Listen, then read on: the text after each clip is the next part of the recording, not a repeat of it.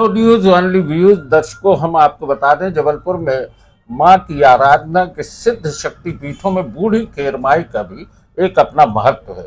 हमारे साथ हैं पंडित रोहित दुबे जी। चार खंबा क्षेत्र में जिस तरीके से मां की स्थापना है, बूढ़ी खेरमाई, तो इन्हें बूढ़ी खेरमाई क्यों कहते हैं? महत्वपूर्ण बात यह है कि यह जो मंदिर है, हमारे यहाँ दो खेरमाई की विशेषता है। एक बड़ी खेरमाई, दूसरा बूढ़ी खेरमाई। बूढ़ी यानी प्राचीन और बड़ी यानी नवीन। और यही अंतर था कि जो भगवती के प्रभाव क्षेत्र के अंतर्गत ये ऐसा माना जाता है कि कम से कम 1500 साल पुराना स्थान है। और जो आप एक नाम आज भी सुन रहे हैं, चार खंबा, तो यहां पर वो चार खंबे थे और उनमें एक से एक मूर्तियां उत्कीर्ण थी और इसीलिए वो जो स्थान है चार खंबा के नाम से विख्यात हुआ।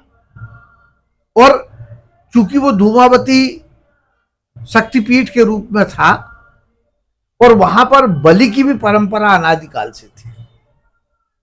अभी भी होती है क्या बलि? अब हमारे यहां जो भी बलि होती है उसको आप सामान्य बलि का नाम दे सकते हैं, शाकाहारी बलि का नाम दे सकते हैं, जो चाहे वर्तमान समय में कुम्भड़े के माध्यम से हो, नींबू के माध्यम से हो, इस बलि की परंपरा का निर्वाह होता है। यानी वो जिंदा बलि जिस तरीके की होती थी वो नहीं होती। जिंदा बलि नहीं होती। बूढ़ी खेरमाई में 9 दिन जिस तरीके से श्रृंगार है, पूजन है, हवन है, अलग अलग तरीके से अनुष्ठान चलते हैं, क्या कुछ खासियत रहती है?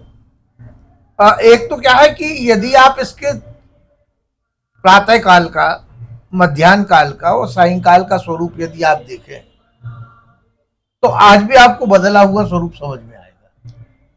यानी स्वरूप बदलता रहता है। स्वरूप बदलता है चारों प्रहर में।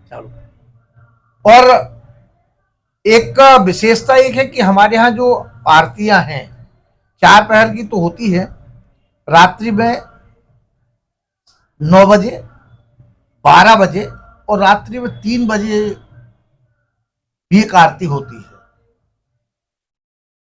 और ये आरतियां बड़ी महत्वपूर्ण होती है। और आपको जान के आश्चर्य होगा कि 3 बजे की आरती में भी सैकड़ों लोग उपस्थित हो जाते हैं। अच्छा, इसको गोंडवाना कालीन उससे जोड़ के बताते हैं कि ये उनकी रानी दुर्गावती की कुल देवी है।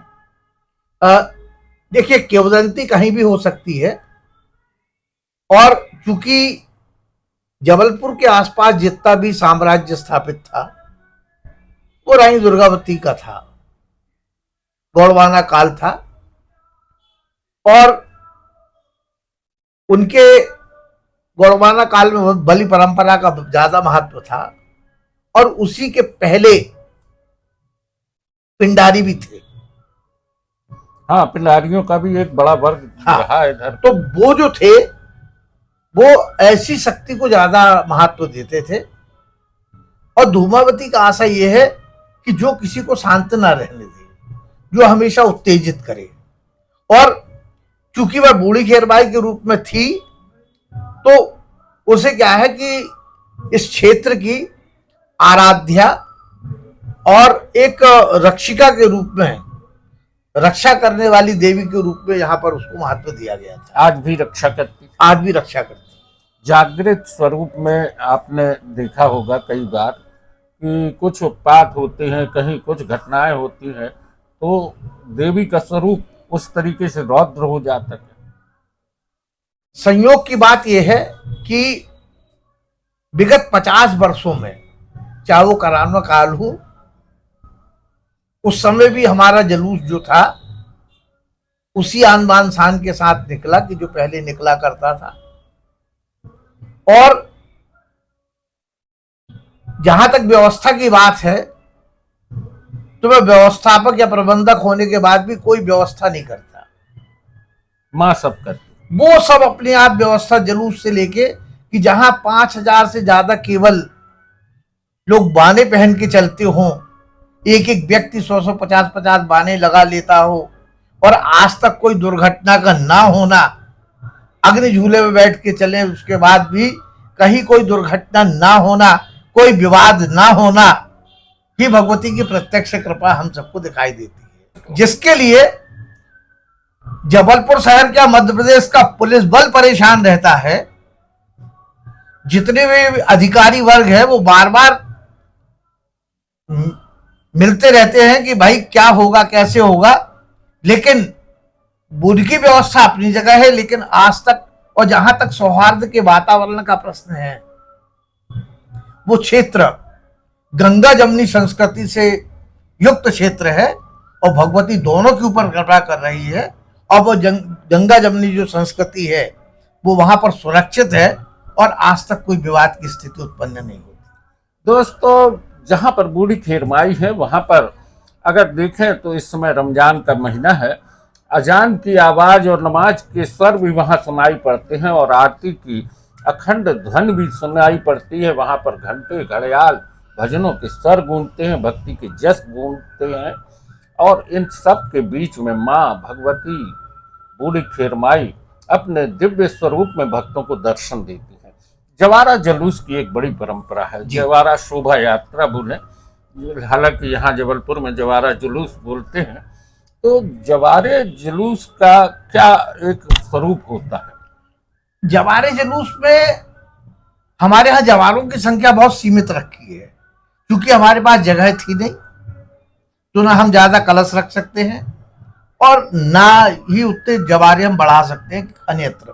तो जो हमारे मंदिर प्रांगण में, जो हमारे गर्भगृह में जो जवारे होते हैं और जो कलश स्थापित होते हैं, तो उन्हीं के माध्यम से हमारा जुलूस प्रारंभ होता है। लेकिन बड़े सौभाग्य की बात यह है कि चाहे इलाहाबाद हो, चाहे नागपुर हो, चाहे नरसिंहपुर हो, गाड़रबारा हो, इटारसी हो, सागर हो, दमोह हो, सब क्षेत्रों से लोग उस दिन अपने आप यहाँ पर आते हैं उस जुलूस में सम्मिलित होने के लिए। हजारों की संख्या में, और हजारों की संख्या में जहां बाने रहते हों, और जुलूस का जो मार्ग है वहां से मछली मार्केट से उसका स्वरूप जो बढ़ता है, तो कम से कम 3 किलोमीटर जुलूस की लंबाई हो जाती है। और जबलपुर की जनता इतना स्नेह बरसाती है भगवती के जुलूस पर कि जगह जगह भंडारे, जगह जगह उनके स्वागत की व्यवस्था होती है। और ये सारी की सारी व्यवस्था में हम लोगों का कोई